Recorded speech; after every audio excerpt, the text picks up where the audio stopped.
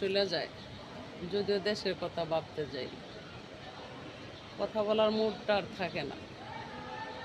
তবে শান্তি চাই এই দেশের জনতার, সুখ চাই, ভালো চাই। যা দেখা যাচ্ছে এসব কিছুই কারোই শান্তি নাই। এই দেশের মানুষ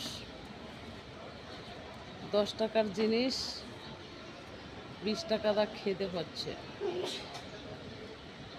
আইন প্রশাসন তাদের শৃঙ্খলা রক্ষা করবে নাকি জনগণের দিকে তাকাবে, তাদেরও দোষ দিতে পারি না। তবে তারাও যেই ফাঁদে পা রাখতেছে, যা বুঝলাম, যতটুকু জানলাম, জননেত্রী শেখ হাসিনার বিরুদ্ধে রায় হওয়া মানে জুলাইয়ের পুলিশেরা সকলেই ফাঁসির মঞ্চে যেতে হবে, বাকি যারা আছে। তো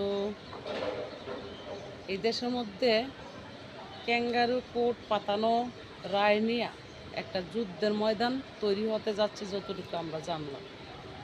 তো আমরা চাই না কোনো এরকম যুদ্ধের ময়দান, আমরা চাই শান্তি ও সুন্দর সুশৃঙ্খলা একটা রাষ্ট্র। বিশৃঙ্খলা দমন হোক, সুশৃঙ্খলা তৈরি হোক।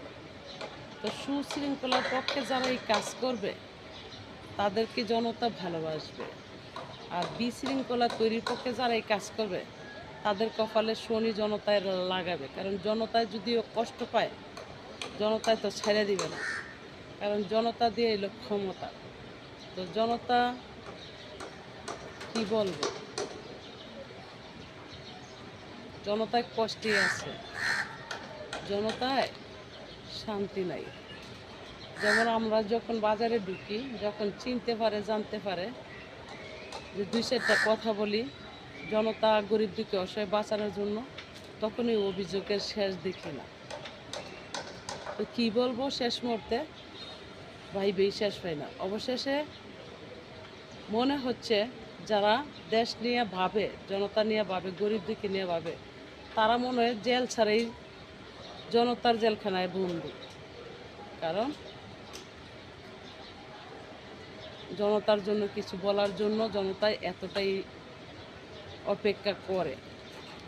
আর যারা কথা বলে, তারা কথা না বলতে পারলেও তাদের বিবেক নাড়া দেয়, তারা বিবেকের আদালতে কাঠগড়ায় দাঁড়াইতে হয়। দাঁড়াইতে গিয়ে তারা অসুস্থ হয়ে মনে করে সম্ভব। তো ভালো থাকবেন সকলে।